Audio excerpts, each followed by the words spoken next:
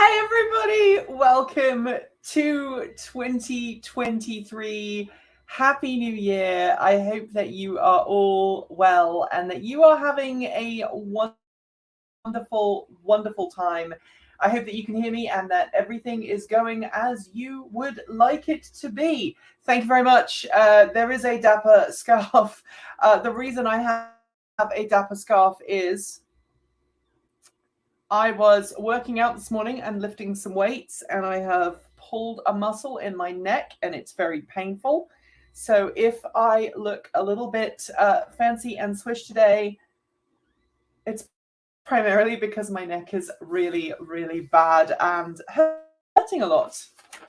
But there we are. Welcome to 2023, as I said earlier. Our original plan for Transport Evolved for today was to publish a video talking about the things that we were going to be looking forward to this year.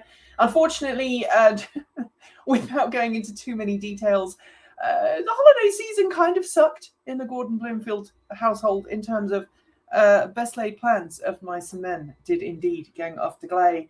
And we were a little bit off the beaten track in terms of our schedule. Everything that we had planned to happen did not happen, and everything that we had not planned for happened.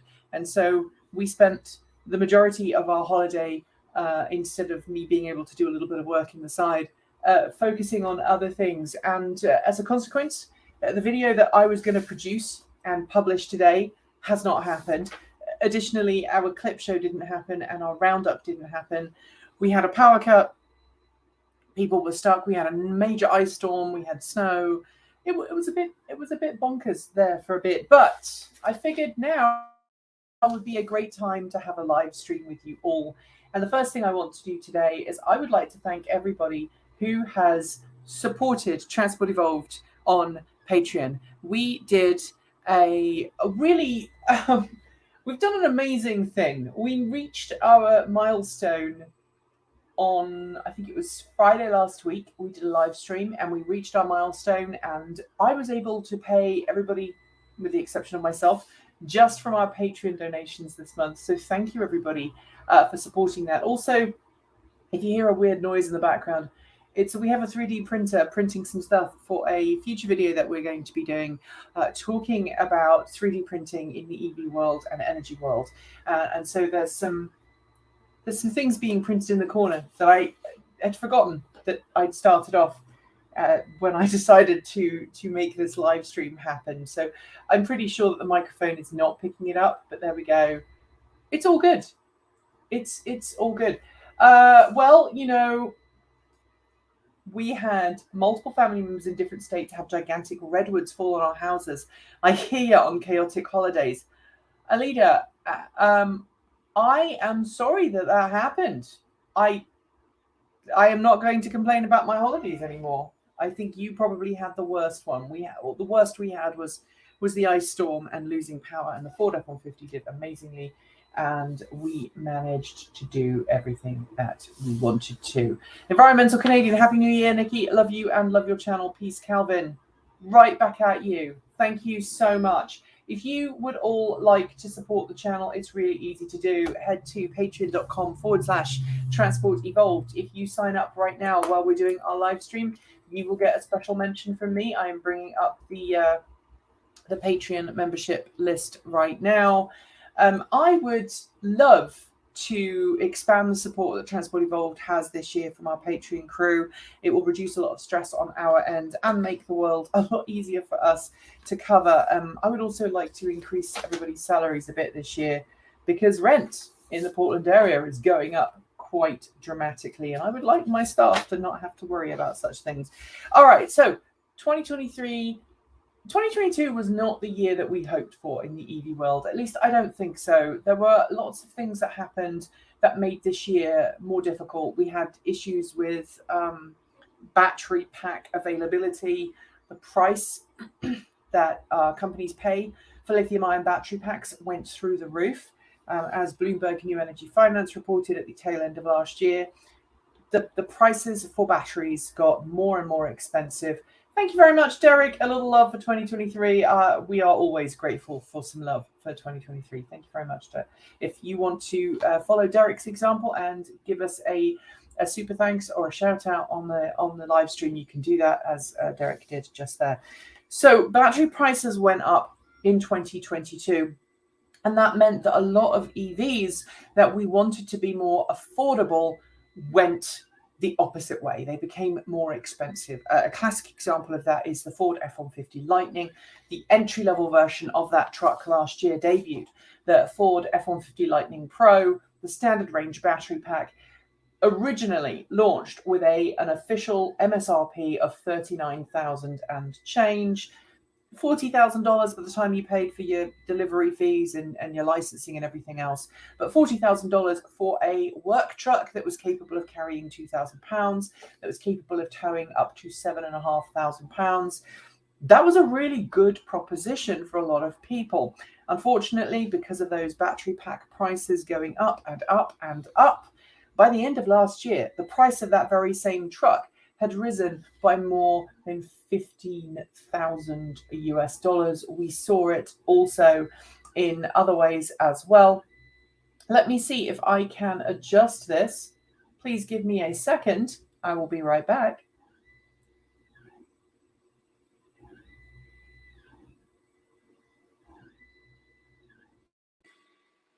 Let me see if that works a little bit better. I apologize. Let's try again. Thank you for telling me, Martin, that the sound was off for some reason. Even though I selected this microphone at the start of the show, it defaulted to my computer microphone there. You should be able to hear me a lot better now. Somebody says worse. Let's give it a few seconds and we'll see if perfect sound now. Great. All right. So the battery price of EVs went up. That meant that the price of EVs went up. We saw Tesla put up its prices. We saw everybody put up their prices. There's only a few companies that actually reduced the prices of their vehicles, and they were mainly as a result of decontenting them. That term meaning removing features that were previously considered standard fit items for a particular trim and then removed. Thank you. Sounds so much better. I am so much happier that you like the fact that it sounds so much better. I do apologize. That was very unprofessional of me. I will try and make sure that this gets set up presumably in the future. It should be set as a preference in my streaming software, but it keeps defaulting to using the built-in microphone on my iMac for some reason. I am sorry about that. Anyway, so battery prices went up. Prices of EVs went up. There were a few changes.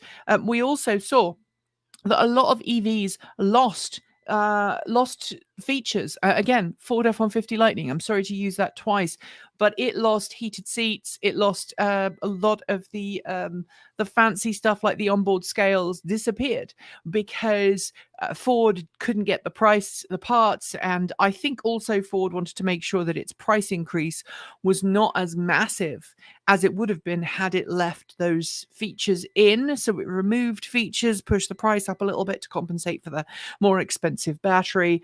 But you know, it is it is the way it is. Derek says, "Why are you so hard on yourself? Relax." I will. I promise. All right. So if you want to join the show and you want to support the show, head to patreon.com/transport evolved. Thank you to those of you who are signing up and supporting. All right, so 2022, difficult year. Obviously, Elon buying Twitter and doing all of that stuff also had an impact on Tesla. Tesla has just released its Q4 2022 delivery figures, and it is a record 405,000 vehicles in the fourth quarter of last year, which no doubt will make the price of Tesla stock start to rise tomorrow. Obviously, here in North America, today is a day off. We would call it a bank holiday in the UK. It's a federal holiday here because New Year fell on a Sunday, so they kind of give you an extra day off. And so trading doesn't officially start. The first day of trading tomorrow on the New York Stock Exchange will be tomorrow morning. And I predict that Tesla share price will finally start to go up on the back of this good news from Tesla achieving 405,000 vehicle sales and deliveries last quarter. However, I don't think Tesla prices are going to go up to the levels that they were last year until everything sorts itself out with regard to Elon Musk, and that is an unknown. And I'm not going to make huge predictions regarding Elon Musk and his position at Tesla. I think shareholders and the board, unless he modifies some of the things that he's doing outside of Tesla and the way he's behaving outside of Tesla, I think there will be some tough conversations made, and I expect shareholder motions to be pushed for him to be replaced and or step down. I also, though, think that a lot of Tesla shareholders are very loyal to Tesla and the brand, and so therefore I think things will continue the way I am. So it's great to see so many people here. I just want to give a quick shout out to wonderful Ben Nelson, who is another YouTube content creator. If you don't subscribe to Ben, you should. He's at 300 mpge, I think is his website. .org. Is that correct, Ben? I'm doing that off the top of my head. Benjamin's just about to buy a 2023 Chevrolet Bolt EV tomorrow. And he's going to be working on he's going to have a juice box installed, or he already has one. And he's also going to be, we were having a chat offline this morning about him using the Home Assistant, which is an open source, free to use home automation system that you can run on a Raspberry Pi. He's going to use that to tie in his N-phase inverters, which most people who have solar, who don't have a Tesla solar system, probably have an N-phase microinverter, and will use the data from that to then control how quickly his EV charges using the using the juice box and the direct connection to that and the integration with Home Assistant. It's great. I have that for my house, and it's a really great way. And Home Assistant has recently added if-then statements for its scripting. So it's super comprehensive. And it means you can finally go, hey, if the electrical grid, if the carbon dioxide output of the electrical grid is above this figure, and my solar panels are not producing more than this amount, then turn down or turn off my charging. But if I'm producing excess solar, ramp it up, so you know that your EV is charged on sunlight. I think it's going to be a great project. I cannot wait to see what Ben does with that, and I hope that we will see a video on that, Ben. So I hope that we will be doing that, and we might be getting an electric tractor, which Ben has got plenty of experience with. One of you kind people has offered to get us an Electrac, and so Ben, I'm going to be pumping you for information, I think, on that as well. So anyway, I just wanted to do that very quickly. Ben says I'll definitely be making videos about it. That is great to see. All right, so we have lots of cool stuff to look forward to this year in the EV world.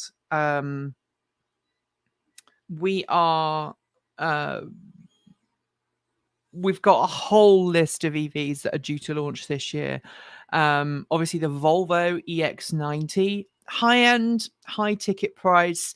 I'm not going to be super excited about that in terms of mainstream affordability, but Volvo does make pretty good cars, and I cannot wait to see what that is. Related to that car is the Polestar 3, which we're going to see in Q4 of this year. Again, another big crossover. It's not going to be popular for everybody, and in terms of pricing, it's going to be a little bit on the more expensive side, but we're going to see that this year. Of course, also talking about big, expensive, maybe slightly over-the-top vehicles, the Cybertruck, the Tesla Cybertruck, is due to come out this year. The Cybertruck is a vehicle that is going to divide, I think, a lot of people. It's going to be interesting to see how many people actually follow through with their Cybertruck order. I've been talking to a lot of people lately on Mastodon, and I know that Mastodon, if you are on Mastodon, you've probably left Twitter because you're not supportive of what's been going on there under Elon Musk. And so I just want to check my 3D printer. It nearly broke the cable. I think if you are on Mastodon, the chances are that you are somebody who is kind of not supportive of what Elon's been doing at Twitter. And so therefore you may be more likely to no longer want to own a Tesla or a Cybertruck. So that's just kind of the disclaimer there. But I've been talking to a lot of people who do not appear to be wanting to buy that Cybertruck after all. They are kind of pivoting towards other options available on the market. Ford has managed to price itself out of the market. Lots of people who were supporting a Ford, wanting to buy a Ford F-150 Lightning, are now turning around and going, sorry, the price is too expensive. And I'm kind of a little bit... I'm a little bit disappointed that Ford put the price up the way it did, and I think it has priced itself out of the market. I know, for example, if I hadn't purchased the Ford F-150 Lightning when I did, there's no way that I could afford one now.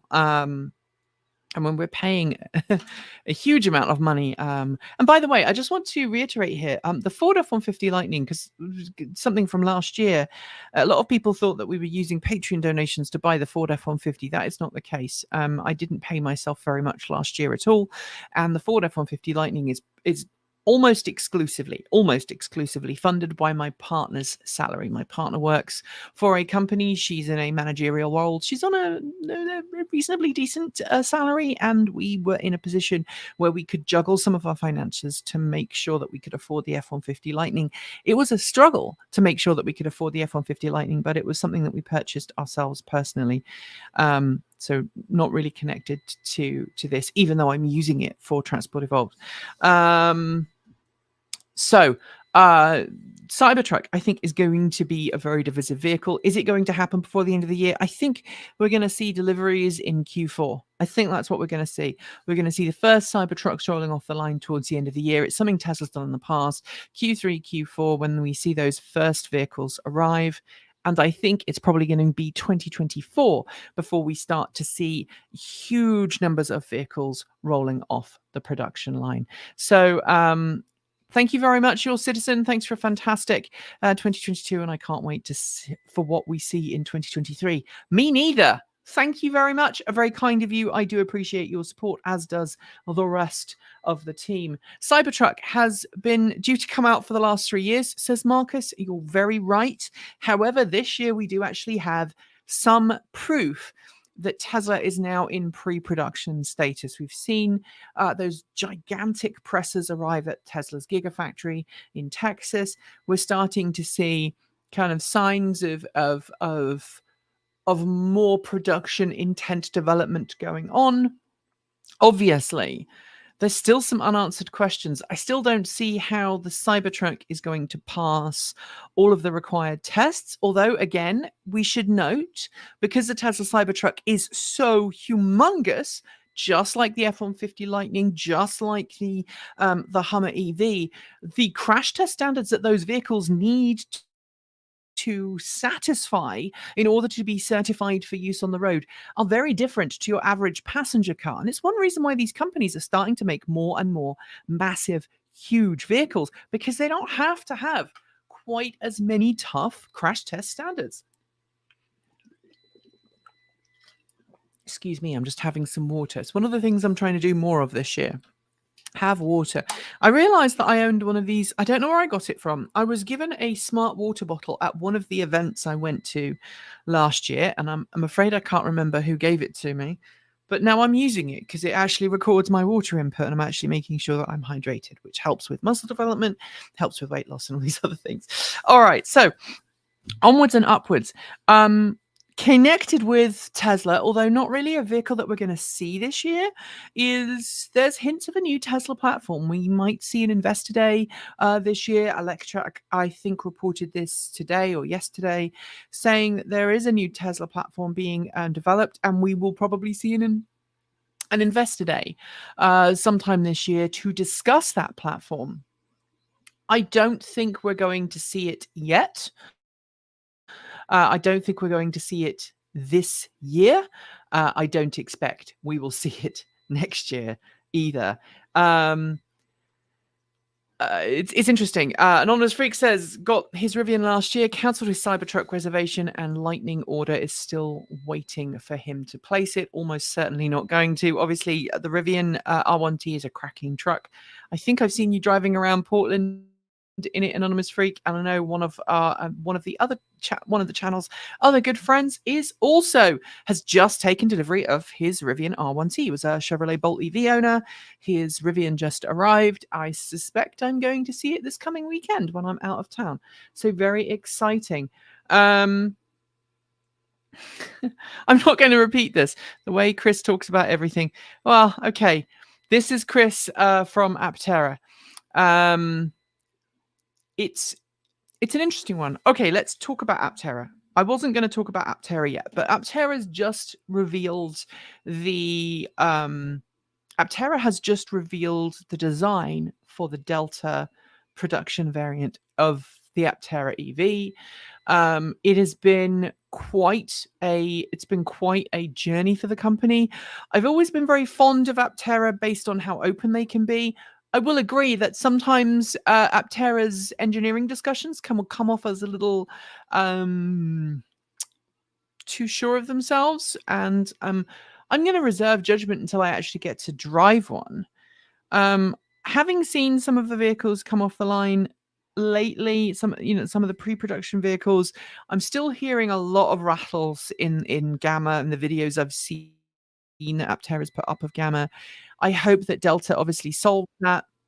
It's going to be very exciting to see what happens looking forwards with that company. Will it enter into production this year? I think we might be lucky to see Aptera enter into production at the very end of this year. But I suspect it's going to be a few vehicles arriving at the end of the year. And I don't think, for example, we will be offered a chance to get one until next year, maybe the year after. I think it's going to be a fairly slow ramp up. I know that there's a great number of people who are involved with Aptera, great people. I still have a great deal of respect for Chris and also for the rest of the team at the company. Am I going to be buying an Aptera this year? I think it's time for me to say probably not. I still have a reservation.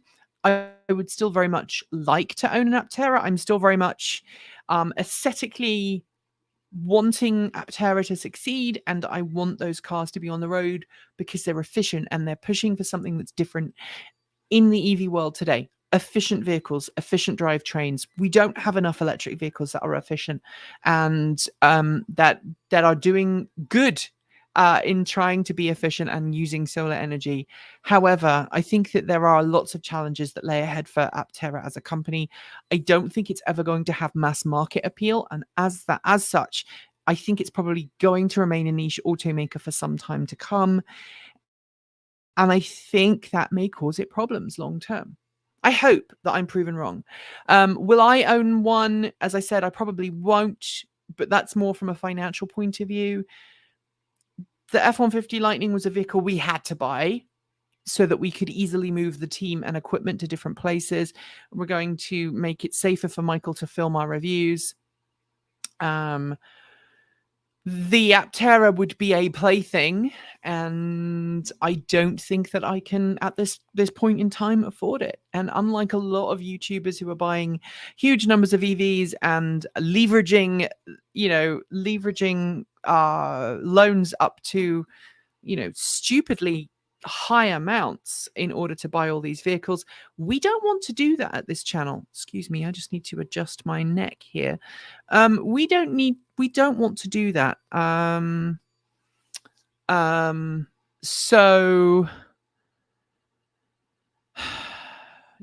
hopefully we'll see where it goes. Get where it goes from there.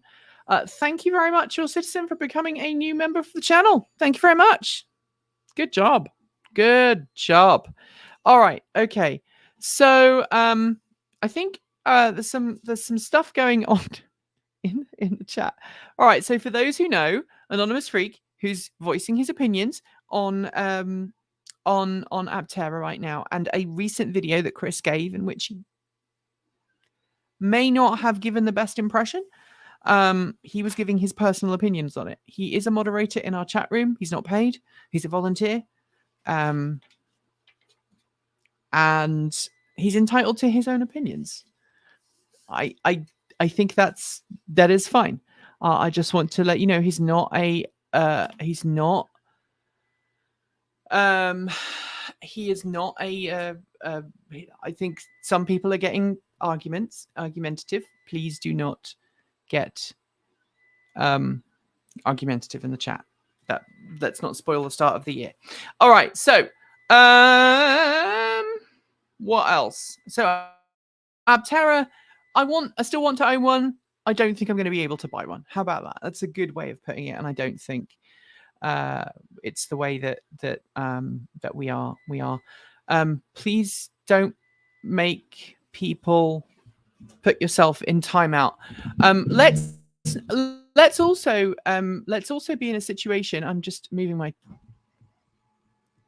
chair down so I can sit down. Let's also allow ourselves to be in a position where we can have a discussion about automakers and for people to voice their opinions based on what they've thought without getting into the same kind of you're either with us or against us mentality that we've seen in the past from the Tesla world. Because I don't think that serves anybody. So it's perfectly okay to have concerns and to have concerns and air them about a company, as I just did, as somebody else did in the chat. But it doesn't mean that they're being slanderous. It's just their personal opinion based on what they saw. Does that make sense? I think that makes sense. All right, so onwards and upwards. I'm leaving Aptera behind. Oh, there is other thing I want to say about Aptera.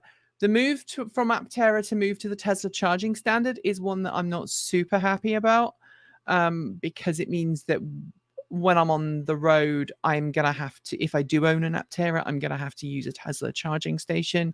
And right now, I personally do not want to support Tesla. That's my personal opinion. It doesn't mean that we're not going to cover Tesla.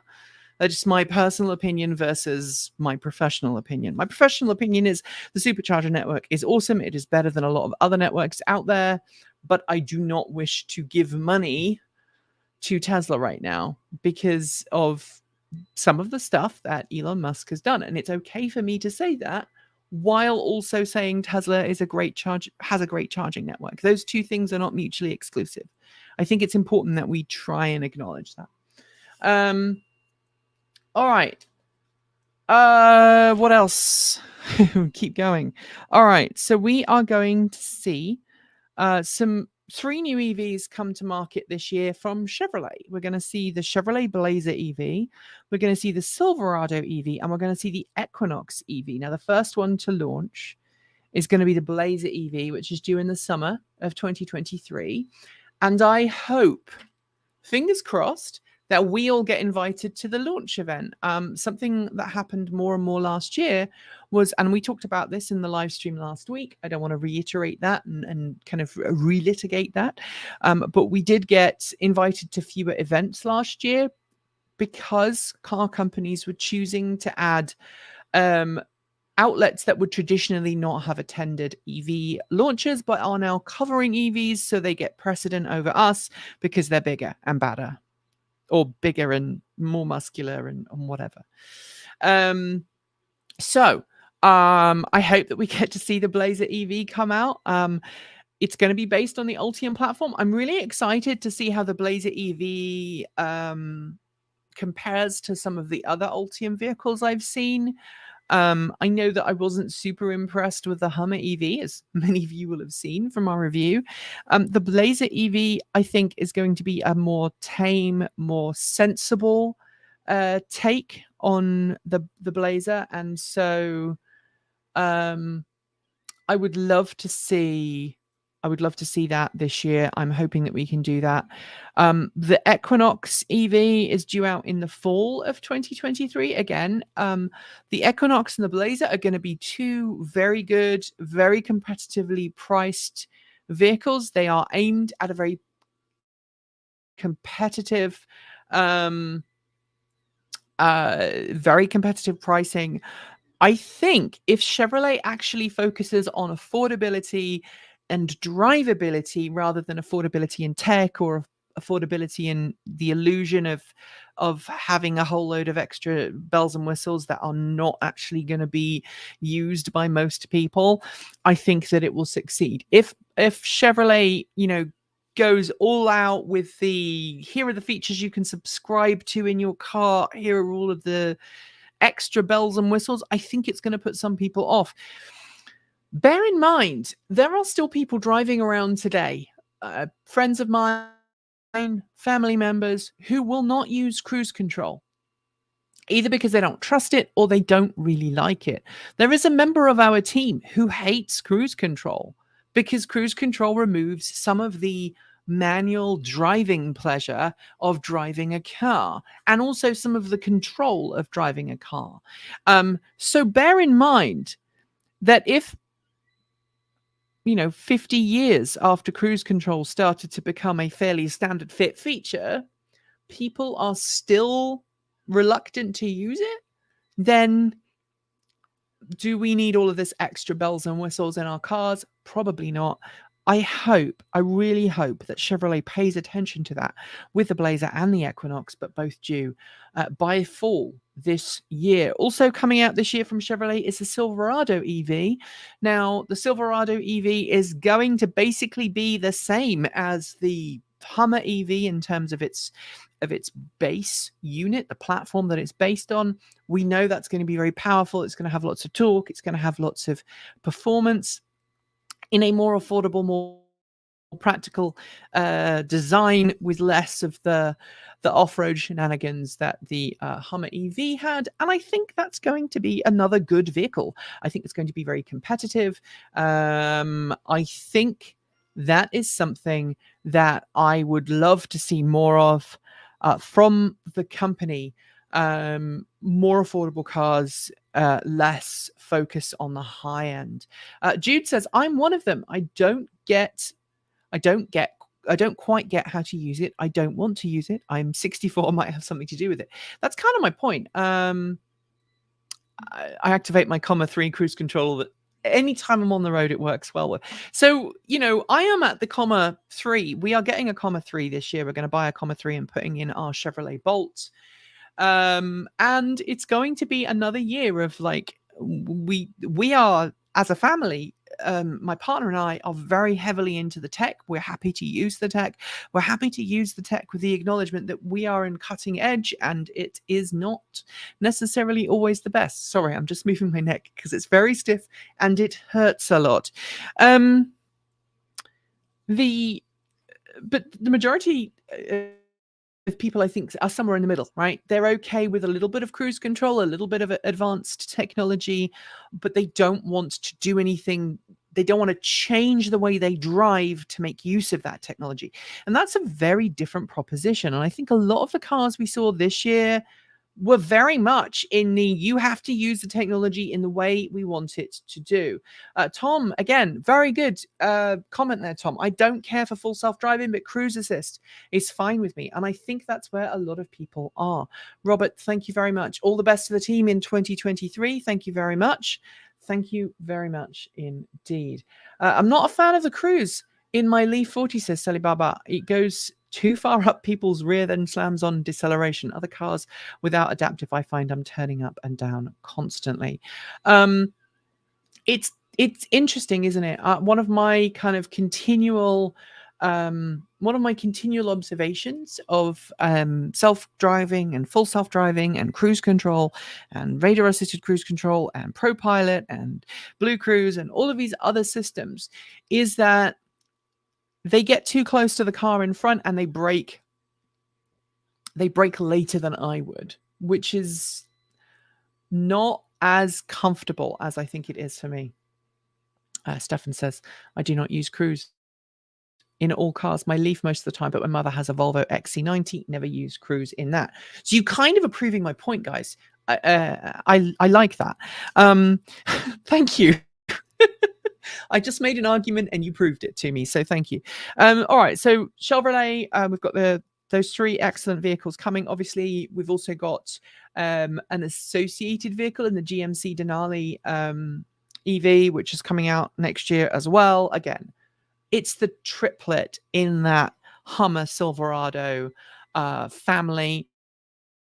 And so it's effectively going to be the same car, but with GMC badging to make it feel a little bit more kind of upmarket. So you put the Silverado at the bottom, the GMC Denali in the middle, and then the Hummer EV right at the top in terms of over-the-top performance, balls to the wall stuff. But when we talk about luxury, the Hummer is going to switch around.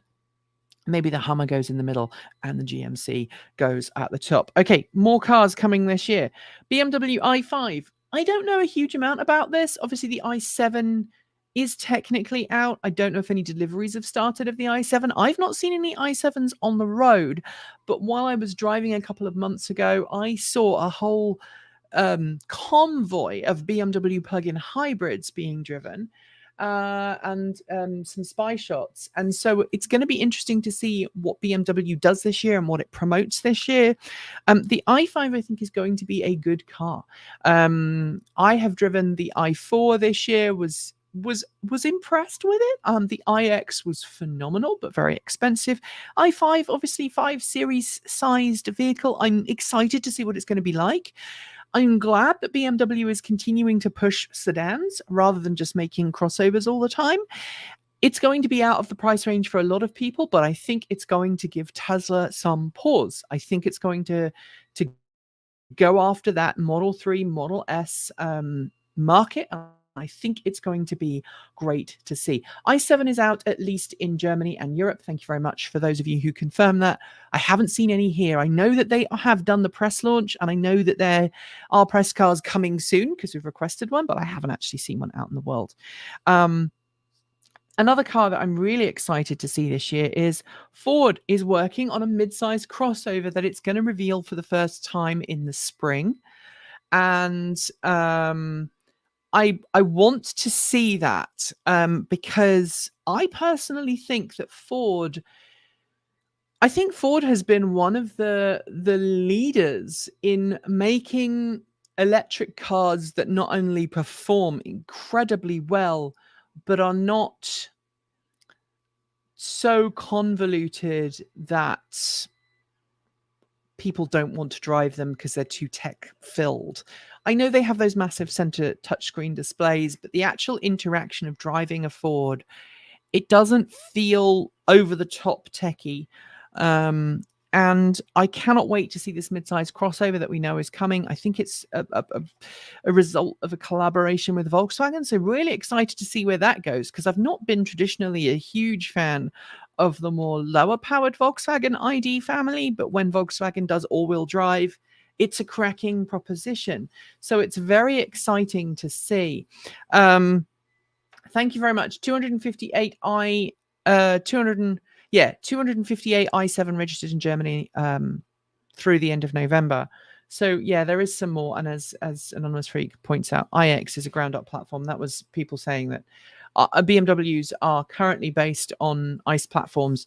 Just because an automaker uses an ICE platform doesn't necessarily always mean it's a bad vehicle. I highlight the Genesis G80 electrified that we drove at the end of last year. It was actually a very comfortable, well-driving vehicle, and I think it's going to be good. Your citizen has a question. What role do you expect car-to-car communications play in the world of FSD and the techification of modern vehicles? I think car-to-car communications will happen, and I don't think it's going to happen beyond make and model specific vehicles yet. I think that's something for the future. Excuse me, let me move my chair a little bit here. I think that's something we're going to see in the future. I don't think it's going to happen this year. I think it's going to be something that we're going to see long term, but like everything else, like full self-driving, all these other things, I think we're going to see more legislation, more investigations, and that's something I'm going to come to later in this live stream when we're talking about some of our predictions for the year.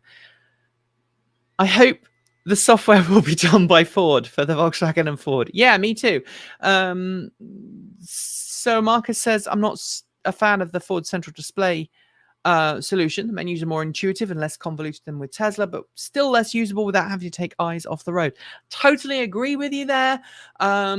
I tend to ignore that touchscreen display and just use it for mapping most of the time. I would like Ford to put more energy into making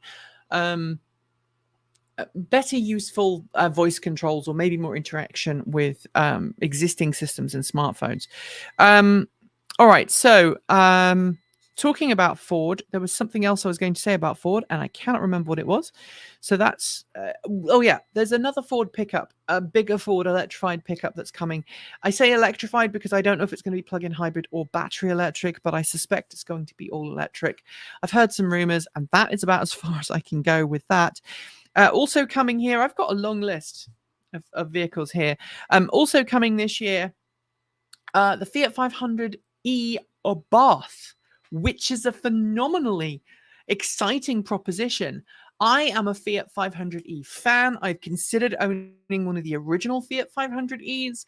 Michael here at the channel, that's his desk behind me. He used to own a Fiat 500 Turbo until some idiot smashed into him, and he was involved in a hit and run.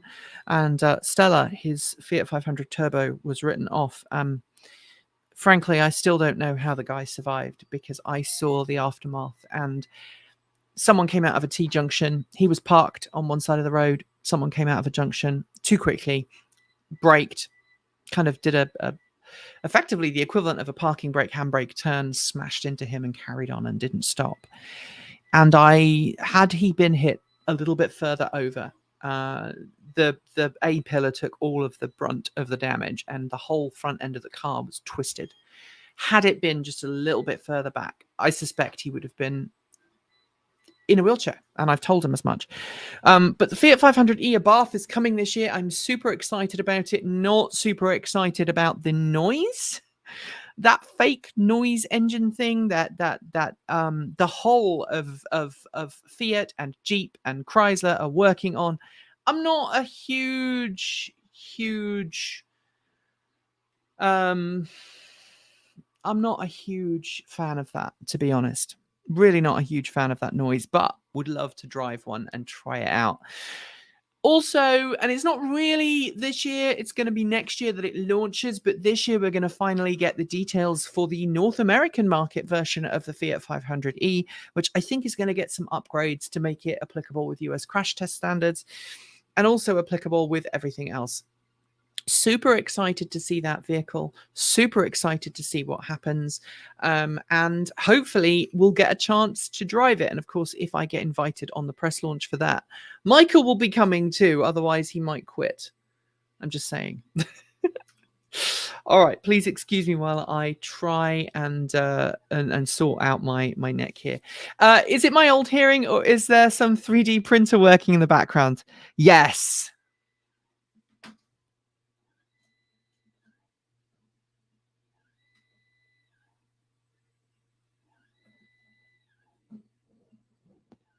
I think you may have missed it. I think you may have missed it at the beginning, but there is a 3D printer working in the background. I started printing some things for Tom Malogny. I'm making him these little emergency front release covers. This was a batch that was aborted, and so I had to print them again. And while we're on the subject of 3D printing, I managed to blow this up the other day. This is a BTT SKR 1.4 turbo board for the Creality Ender 3, and I managed to blow. That one is fine. That one's fine. One of these. Maybe it doesn't smell anymore. One of these blew. And if I sniff here on the board, which is where one of the driver chips lives, it is very nasty indeed. Something went bang, and I don't have the time to go through this board and, with a meter and try and figure out what it is. Because replacement boards are $20 or $30, I'm afraid I have bought a new one. My bad. So there we go. The magic blue smoke escaped. Yeah, it went It really did. And I think one of these chips has a hole in it. I was looking the other day. I think one or two of them may now have a hole in them. Which, yeah, that one's got a hole in it. And I think this one definitely has a hole in it. There's a missing. It's actually a missing leg on this chip now. Like, you can't see it, but there's a missing leg on this chip, on this little chip here on the driver circuit. I don't know if the board is fine, but I suspect not. I suspect it blew a power stage, and so I've got another board on order. We'll see what happens. Adrian recently took possession of a Model Y with full self-driving, and it's made driving much safer due to medical reasons. Phantom braking is an issue, but has diminished. Not all perfect, but vastly improved quality of life. That is fantastic news. I would love to see. I haven't had anything to do with FSD now for some time, so I'd love to see what the latest iteration of FSD is like. I am super excited to see what happens moving forwards with FSD. I think it's going to be great to see more and more people getting involved with full self-driving, but also involved in alternatives to it. And yes, Jude, just so you know, the chip with a hole is basically high current, and it just blew a hole in the top of the chip. That was an arc, and it destroyed the chip, and it will no longer work. Kyle Connor has had a real bashing of them lately. I think the EV charging networks. Yeah, he's been talking about EV charging networks. Obviously, the amazing folks at ChargeWay have been discussing this for a long time, and the ChargeWay app is a great way of following and figuring out which charging stations are actually functional and which ones aren't. So we love working with them on that. We've got some more EVs that we're going to be looking forward to this year. These ones are mainly European though. So we've got loads of cars coming to market in North America, the majority of which are high-end luxury EVs, right? Even something like goodness, I'm just trying to think of some models. Basically, all of them have been high-end cars with higher-end sticker prices. But in Europe, we're starting to see some really exciting developments. So the BYD Atto 3, which has already just launched in some European markets, is going to be more available in more markets next year. BYD Atto 3, great pricing of those vehicles, much more affordable. We're going to see the new Mini EV, which is more towards a higher end in terms of affordability. But I am excited to see what Mini has done, because I loved the Mini E. It was one of my favorite cars to drive last year, and I would love to see that new Mini E. I think we're going to see a better battery pack. We're going to see better performance and all of those other cool things. I'm super excited to see that.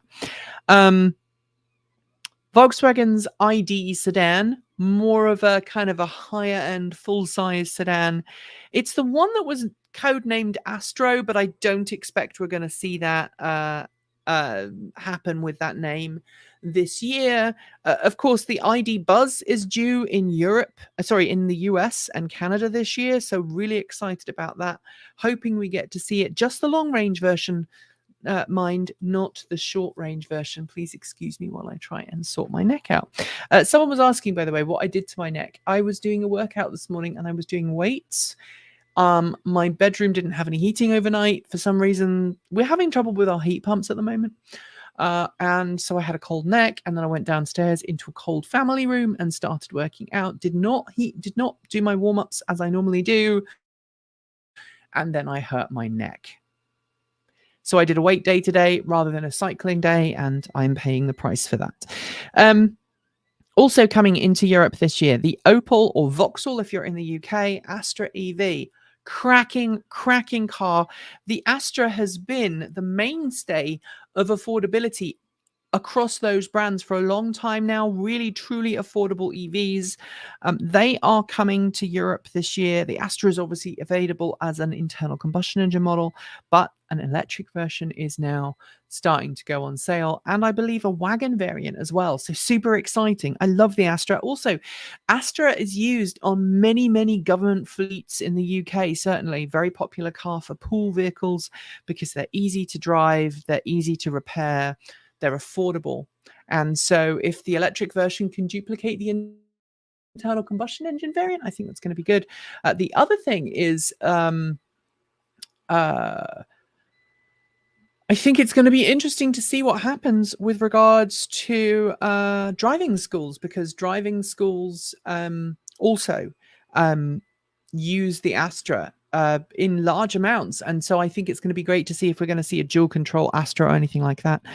More higher end vehicle. We're going to see the EV9 launch this year from Kia.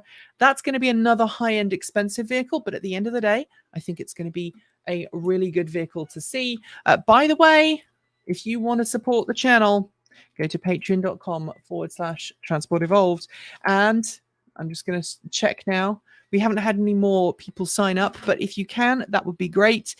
You can sign up from $1 a month. That's $12 a year, and it will really help us. We have a bit of a dilemma here. If everybody who watched the channel gave just $1 a month, we would be able to do so much. We'd be able to actually hire a second person to work with Michael on filming. We'd be able to do more long form videos, which is something we really want to do. And we'll be able to move away from YouTube as a platform. So we'll be able to just stop putting videos on YouTube, or just putting fewer videos on YouTube, and start using things like PeerTube, which is a peer-to-peer platform. So really exciting. We have signed up for PeerTube. We have a PeerTube account. There is nothing on there yet, but we have signed up for it. And also, obviously, Floatplane. We do have an account with Floatplane. Just getting it uploaded, getting stuff uploaded sometimes takes longer than we have. And we are in the process of sort of discussing how we want to make videos next year. We have previously been functioning really, focusing very hard on making large numbers of videos to keep the algorithm happy. And that has had the knock-on effect of inducing a lot of depression in me and other team members. It's a lot of stress because we've had to be working, 12, 14, 18-hour days sometimes, but it's also meant that our coverage has not necessarily been stuff that we've wanted to make, but rather stuff that we felt we had to make.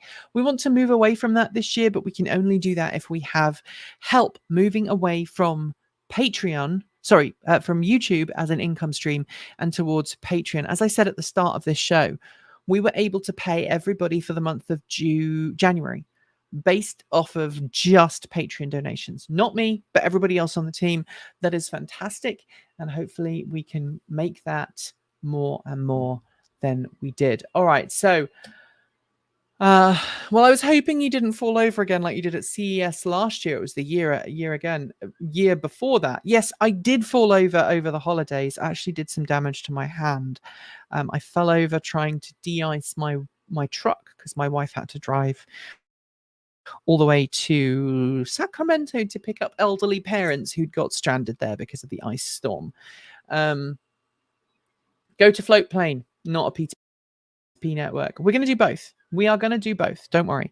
I would like to add that one of the main reasons I went with Tesla due to the charging networks. Yep. And look, let's talk about charging right now. So this year is going to be the year, I think, where we are going to see a reckoning of EV charging. The federal government in the US, the British government, the European Union, they've all invested huge amounts of money into supporting the rollout of EV charging networks. The problem is none of those charging networks have proven yet that they can categorically provide reliable, consistent service. And that is because a lot of these charging networks are being operated as businesses, and they are going with the companies that cost them the least for the hardware they need. So rather than picking the cheapest and most affordable hardware, these companies are picking the hardware that they can make the most money with. And we've seen it, Out of Spec Motoring has done some great videos over the holiday period about how some of Electrify America's newest charging stations are not functioning when the temperature is below freezing, significantly below freezing. We've seen reports of Electrify America's latest, newest, shiniest charging stations failing, even though Electrify America in August told everybody, don't worry, these new charging networks, these new charging stations are going to be great. We are going to see a major shift, I think, a major revolt in the EV charging world, because right now a lot of these charging networks are not reliable. At the same point, I don't think Tesla could suddenly and magically convert to CCS overnight. And I think, as I've mentioned time and time again, I do not support Tesla becoming the standard, because there are hundreds of thousands of EVs on the world's roads and hundreds of thousands of EVs in North America that do not use the Tesla charging standard, that will be left behind if Tesla wins over and gets its charging network converted. Also, I also don't want to be a victim of a monopoly. Right now, Tesla is the only charging network really that has that standard. I know that EVgo has some Tesla compatible charging stations, but for the most part, it's just Tesla. And I think we need to move away from monopolies. Globally, we need to move away from monopolies. It's not fair. It's not appropriate. And it's a dangerous path. I think we've proven that this year with everything that's been going on with Twitter and everything else. Thank you, Robert, for becoming a Patreon supporter. I really appreciate it. You just signed up to become a Patreon supporter at the suggested amount. Thank you very much. I very much appreciate it. Thanks also to Rob for your super sticker. Don't leave me behind, says Jude. If you do that, I'll need an explanation of words in one syllable on how to make the move. Floatplane, we will make an announcement when we actually move more of our content over to Floatplane. There's some issues in the back end that I don't understand. And again, one of the challenges to the network that we've been producing this year is that it's very easy to produce content. It's very hard to make sure that everything is distributed correctly. And I've just remembered that we didn't push our Sunday musing out. So I apologize. We'll rectify that later.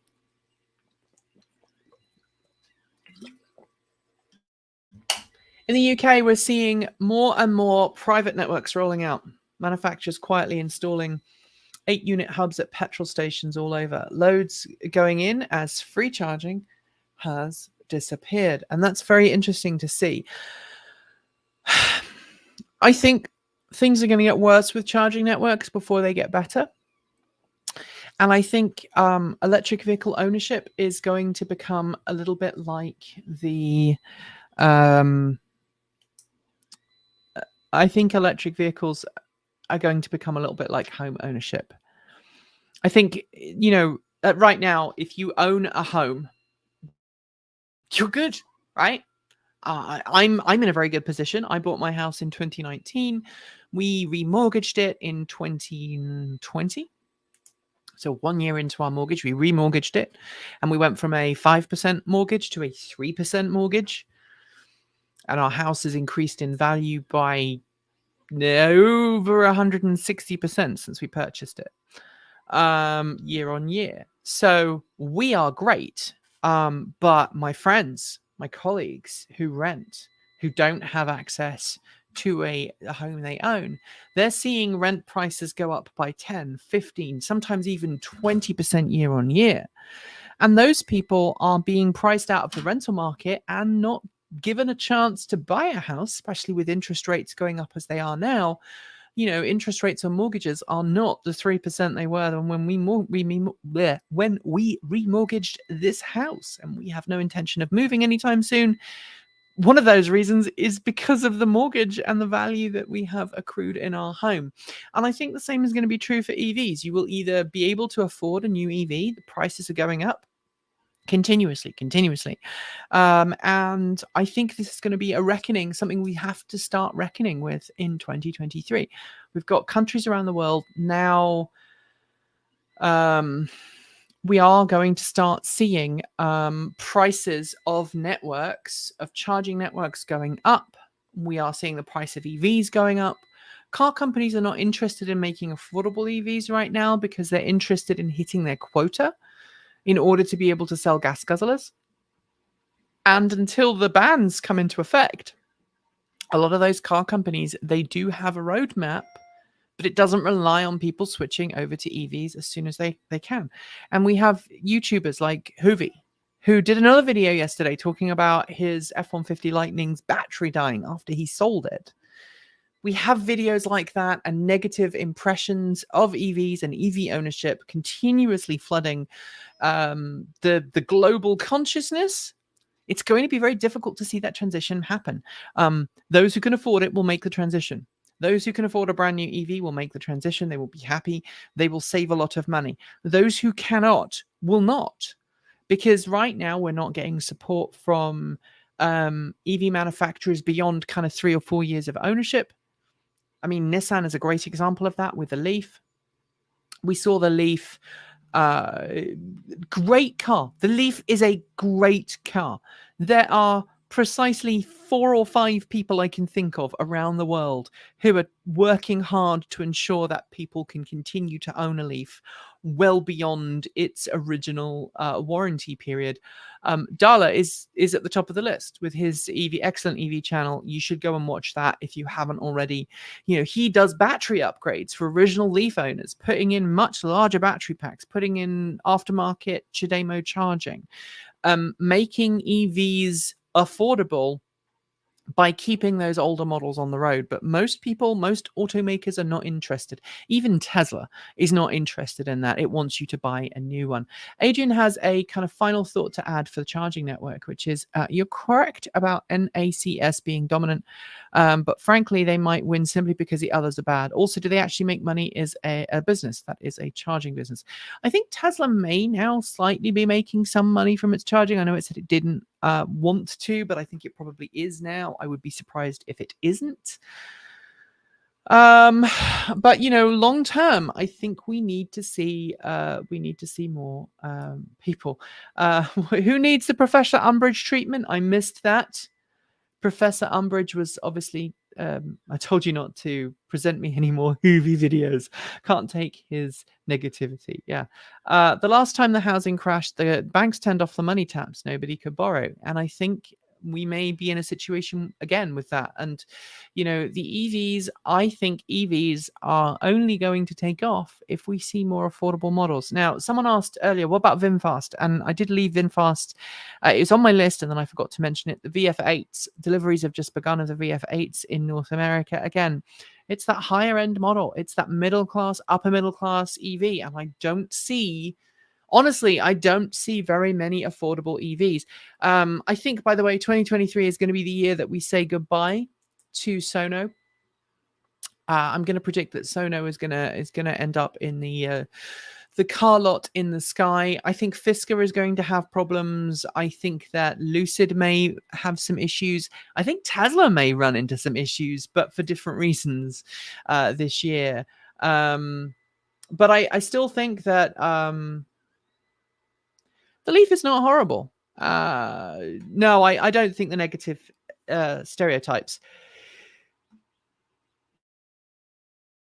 Excuse me, that did not help my neck. I don't think the negative stereotypes about EVs originate from the Leaf. They came long before that. And look, the first Leaf, I've owned 2 of them, right? So I feel like I'm qualified to talk about this.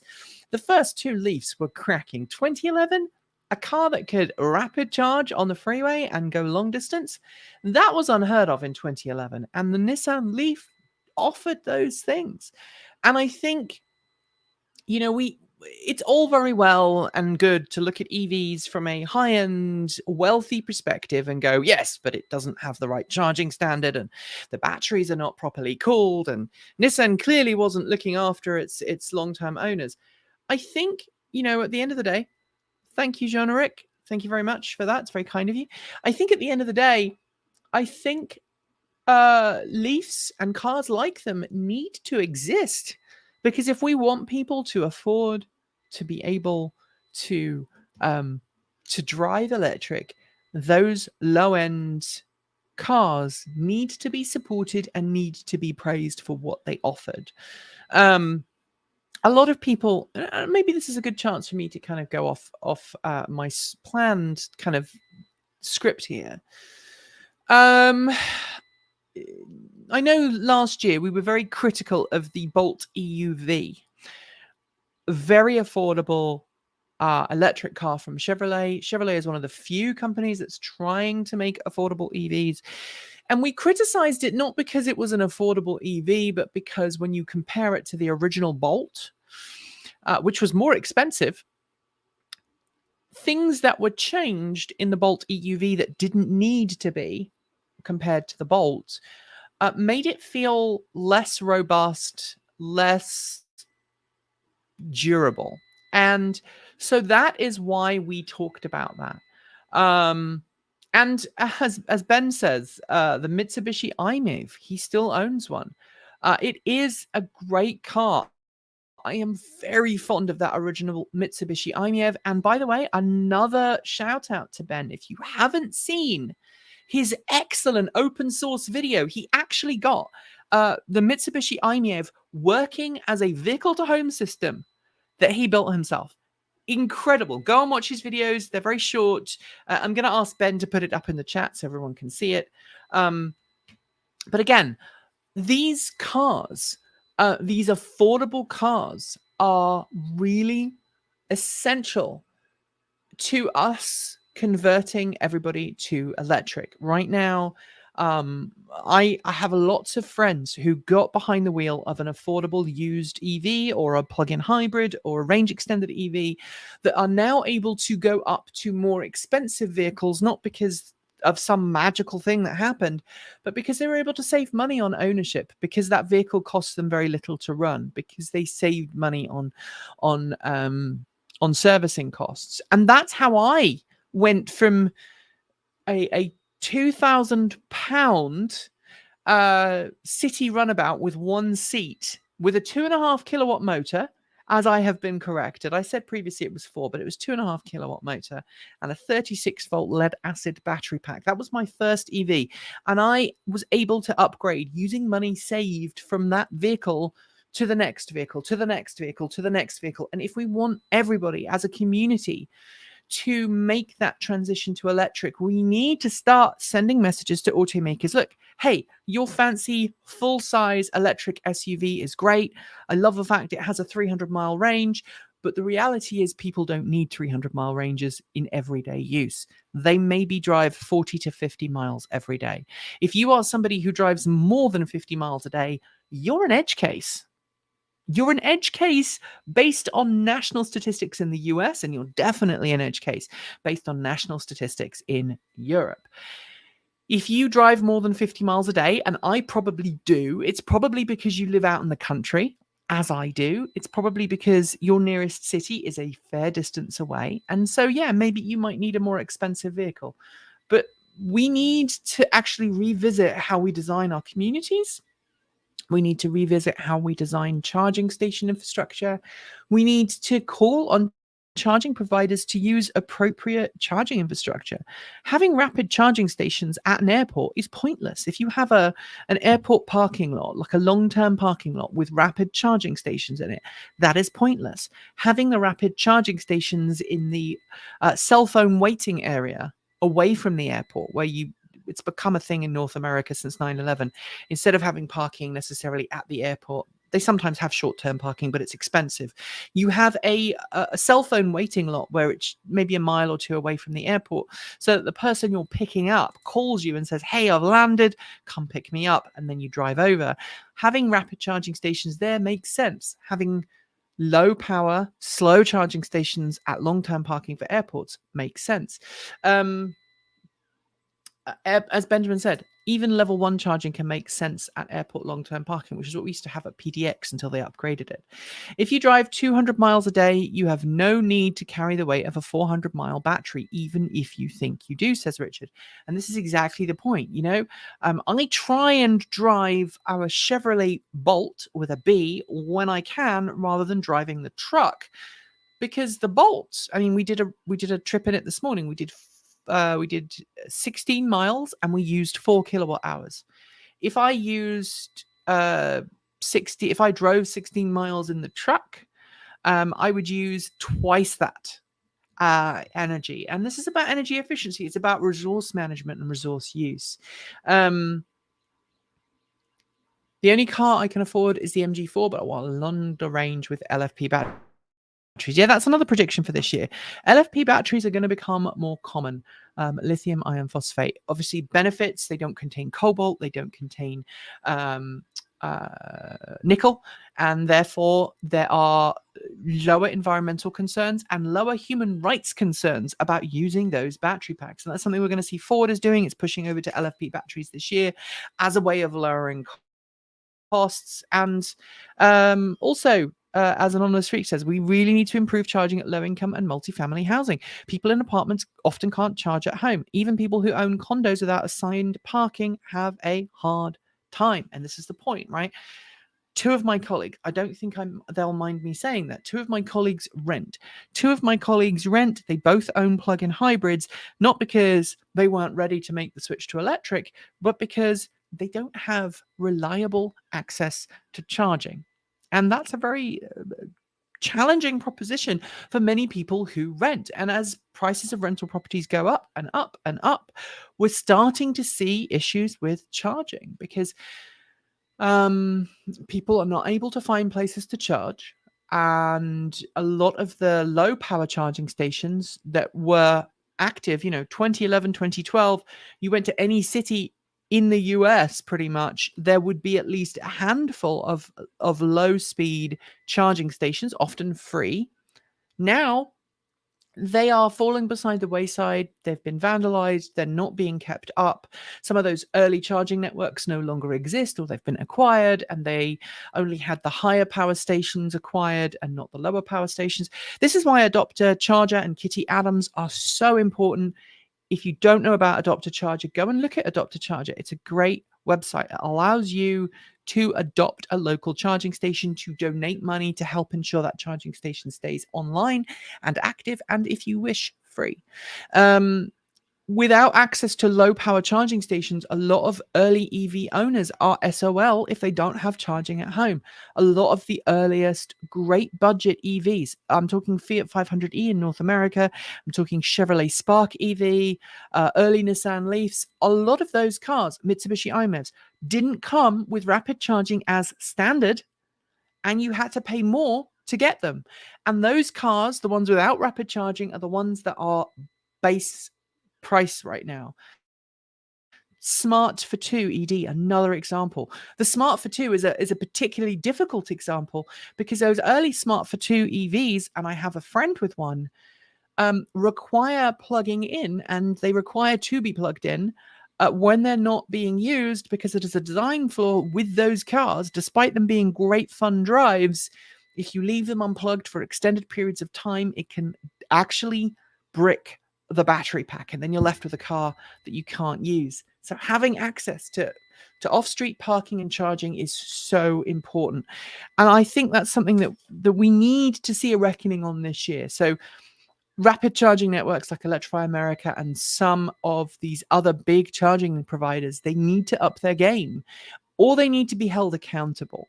And saying, well, we're putting in new charging stations doesn't cut it. We need to see those charging stations activated and reliable. And the problem is always parts. I'm going to tell you a quick story now.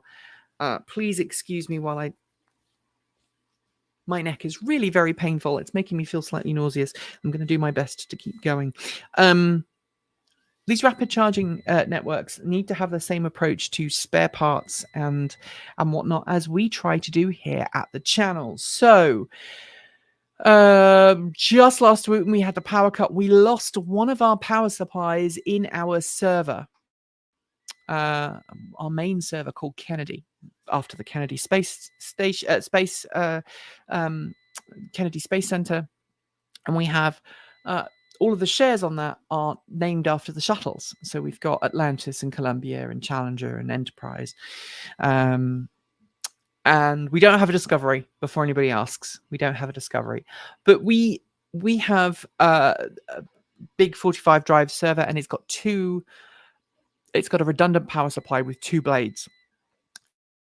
And one of them broke, which resulted in the server making a horrible whiny noise out of the server room that's audible around the house when it failed. And I didn't have a spare power supply, which I should have purchased so I could just replace it and then order a new one.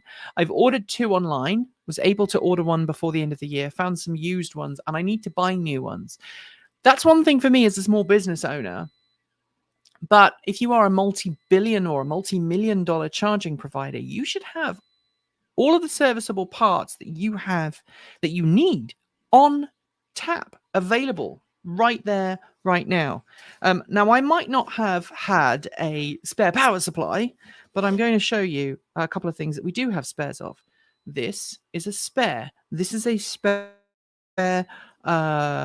display port to Apple display connector, and this is a spare HDMI to display port adapter so that we can run the Apple displays we have behind me off of computers that don't have Apple display ports.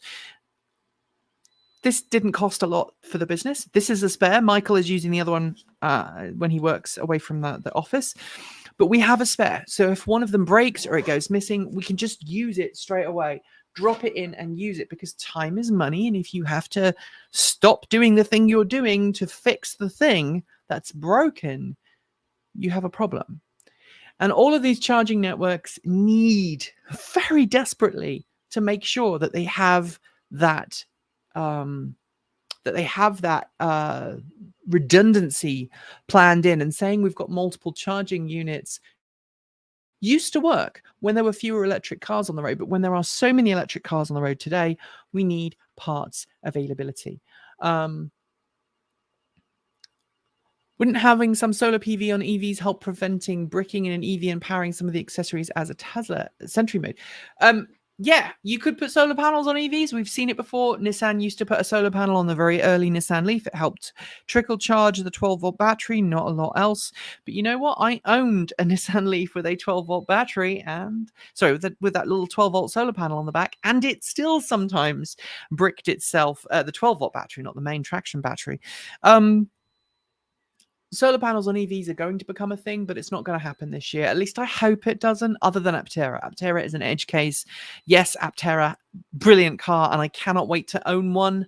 Like I say earlier, I don't think I'm going to be able to. I still want to own one. The Sono Xeon, again, solar panels all over that thing. Fantastic, but there are some engineering challenges to all of that. So some more predictions for this year.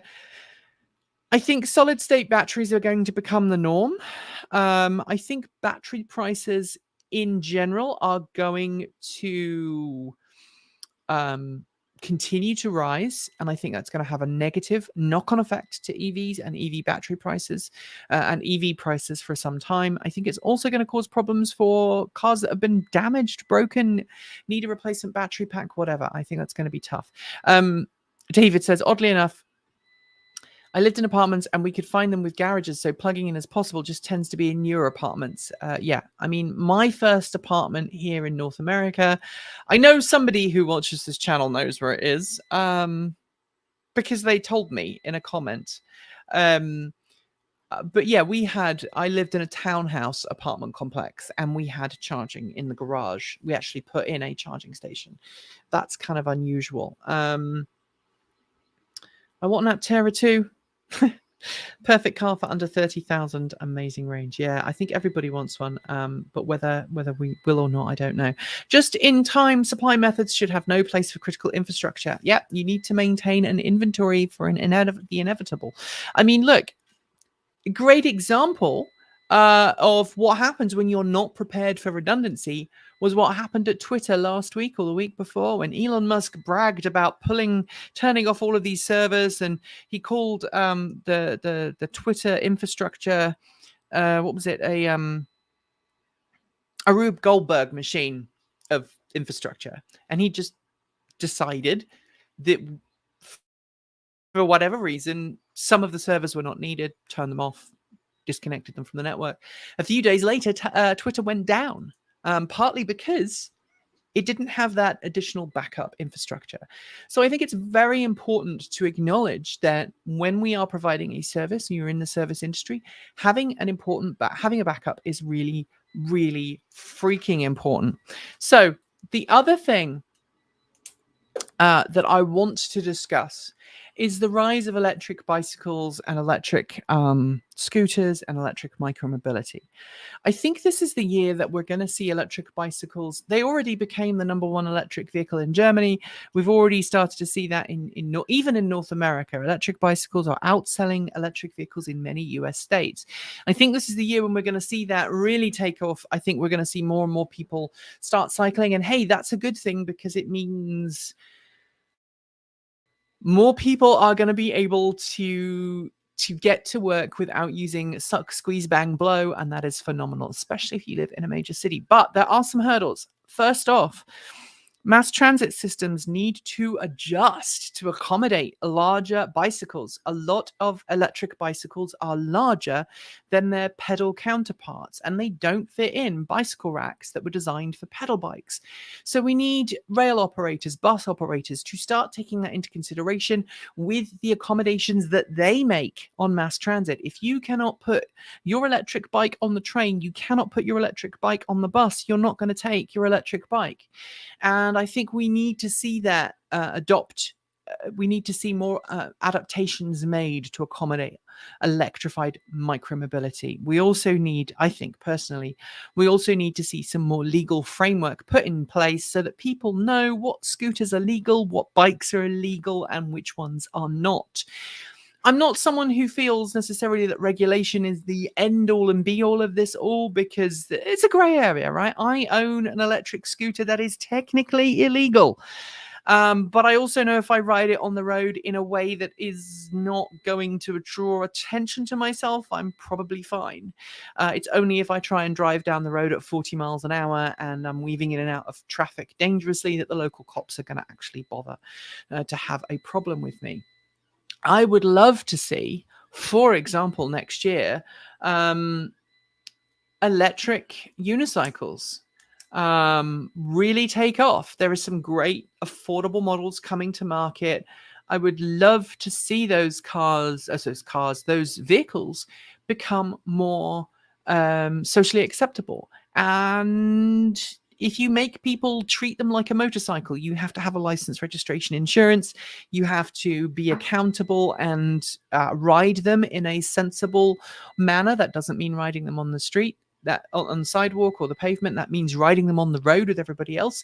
I think you're going to see more adoption.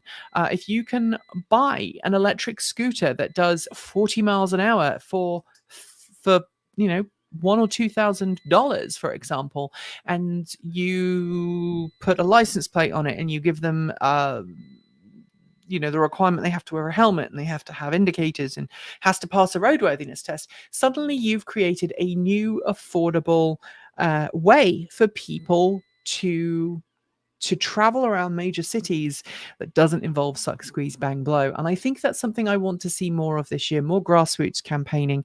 And yes, this is something that Transport Evolved is going to be kind of leaning heavily into this year.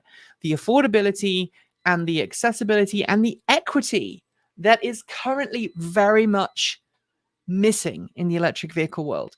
We need to make sure that we don't continue the kind of the trend that we have been, where electric cars are getting more and more powerful, they're getting bigger battery packs, but their prices are remaining the same because of this arms race to beat Tesla, to beat other companies, to be the best, the fastest, the quickest, the most obscenely powerful. I think we need to step away from that. And now is the time to do that, with inflation still high in many parts of the world, with affordability for transit stupidly high in large parts of the world. The only real way we're going to see that transition towards a cleaner, greener, safer, and smarter future is if we embrace the change that's happening and make transportation more equitable. One of the things I've wanted to do for a long time is set up a charity where we train people how to maintain and work on and support the burgeoning electric vehicle infrastructure, rather than it just being high-end automakers with $100,000 cars. I would love to see that happen more this year, and I hope you will as well. It's something that we want to address. We want to make more we want EVs to be more accessible. And so we are going to look at more accessible solutions, necessarily away from cars in some context, and asking some more tough questions about why are electric scooters still banned in large parts of the world? Why are we not seeing more infrastructure that encourages the use of electric vehicles, like micromobility solutions, like scooters, like bicycles, like electric unicycles, rather than just focusing on cars? And I think until we, as a society, move away from cars as being the primary source of travel, I think we're still going to struggle. Because in many parts of, I think something we haven't really discussed, and I think we need to discuss it before we leave today, and maybe this is going to be my final thought for you, because I told my partner I'd be done by 1:30 and it's coming up to 2, is the fact that there will be a core of internal combustion engine owners who will refuse to transition if they cannot get the affordability right, if they cannot get the performance or the driving pleasure that they get from internal combustion engine cars, that they cannot do the DIY repair. And I think something that governments around the world have not kind of grokked yet is, if we're not careful, we will be in a situation in 10, 15 years' time with internal combustion engine cars that we see in places like Cuba, where cars are still operating today that were designed 40, 50, 60 years ago, that have been kept on the road because of in the case of Cuba, it's because of sanctions, right? Sanctions. You cannot sell cars to Cuba. You cannot export cars to Cuba because of all of these things that Cuba as a nation, or rather its government, did for many, many years, and are still doing in some cases. And so what we had is, rather than Cubans kind of rolling over and going, okay, we can't have cars anymore, they went, okay, we're just going to keep the old internal combustion engine cars that we were able to legally import on the road and functioning. And you end up with Cuba having some really amazing, bright engineering minds keeping cars on the road that would otherwise have been junked years ago. Until we are in a position where EVs are affordable and truly equitable for everybody, I think we're going to be back in that position where internal combustion engine cars will just continue to exist on the road for as long as you can buy fossil fuels for them, because people will not be able to afford EVs unless those prices come down. And there will be a burgeoning cottage industry of people keeping internal combustion engine vehicles rolling for years and years and years and years and years. And I would like to think that the lack of economies of scale will make gasoline very expensive in the future. But there are plenty of other ways that you can power a suck, squeeze, bang, blow, whether it's, gasification of wood, whether it's other fuels that you can combust.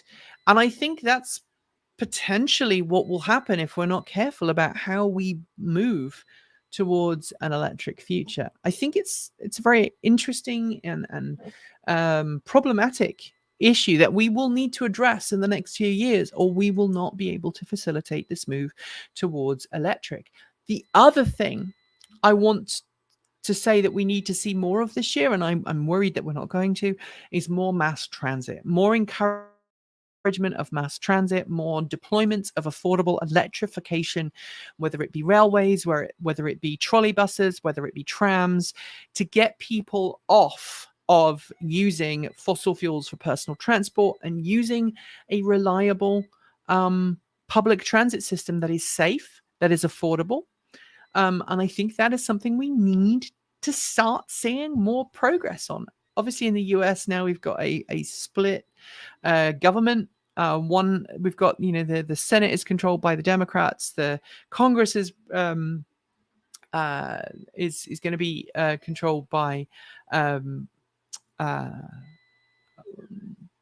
Republicans. I think it's going to be a very complex thing moving forwards. Thank you for joining me for my predictions for this year. I hope that you enjoyed it. I certainly did. It was 90 minutes worth of fun on my part. If you would like to see us do more of this, please let me know. I would love to do more live streams moving forwards. If you want to support the channel, please go to patreon.com/Transport Evolved. I would love to see more of you donating and supporting the channel. That way we can move away from having to rely on the YouTube algorithm and all of the bovine byproduct that comes with. Some people are asking about mass transit is getting bad in the UK. There is one reason for that, but I'm not going to get political. I would love to see more of you getting on board and interacting with us on Mastodon. You can do that by going to you obviously need to have a Mastodon account if you do not already have a Mastodon account, but then you can follow the show at mastodon.transportevolved.com/@show. That is the official show Mastodon account. If you want to kind of interact with me outside of Transport Evolved, a minor journey at mastodon.lol. That's my personal account. That will include everything. I have my own blog at aminorjourney.com. You can read it if you want to see my inner workings of my brain. And if you want to follow just the kind of the electric car stuff, the clean, green, safe, smart transport and energy stuff, follow the show at Mastodon, but then follow me by going to mastodon.transportevolved.com/a minor journey. I have 2 Mastodon accounts. The reason being that my personal account allows me to be a little bit more kind of off the clock. The A Minor Journey official A Minor Journey a Transport Evolved account is me just doing Transport Evolved stuff. And then the show one is basically for everyone. Everyone at the company has an account at mastodon.transportevolved.com, and only people who work at the company get accounts at that. We have our own server. It is cool. It is fun. So go ahead and give us all of those follows. Mastodon is a pain. Mastodon is a pain to get an account on.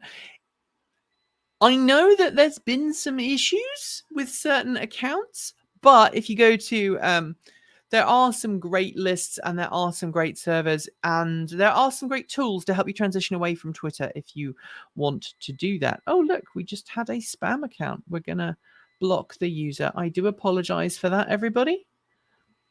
That's my first spam account on a live stream. So go figure. Anyway, I hope that you have an amazing rest of the day. Thank you for joining me. Normal service is going to be resumed later this week, and we've got some more traditional videos coming your way. TEN this week is going to be a bit different. We're going to have to record it on Thursday morning, and it will be edited Thursday and Friday. It will go out on Saturday, but it will miss anything that happens Thursday and Friday, basically, because I am going to a convention this weekend. And after having not had the holiday the way I wanted it, I really need it. I'm going to a convention this weekend up in Seattle. I'll be at Aptera Northwest. If you are coming to Aptera Northwest, if you're a member of the furry fandom, come along, say hello. I don't mind saying hi to fans. I'm doing a couple of panels. I'm doing a vocal techniques performance panel where I discuss how you can sound like Queenie Octavia Christina Dearheart or Jimmy Jagger Fox, yeah.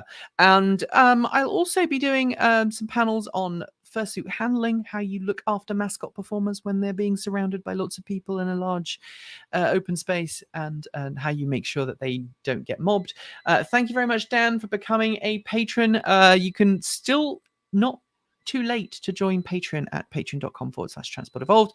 I will also be doing a panel on gender performance. It's going to be great. Wesley says what you have to understand is that if they look at it is if they use car sharing, they get more people per dollar into a specific space with the minimum expenditure of their dollar. Yeah, that's the challenge, isn't it? I don't think that's going to remain the same, though, to be honest, long term. Anyway, thank you. I will say hello to Queenie. I know she's currently downstairs in pieces. Her tail had some holes in her, and I've got to go and wash her now.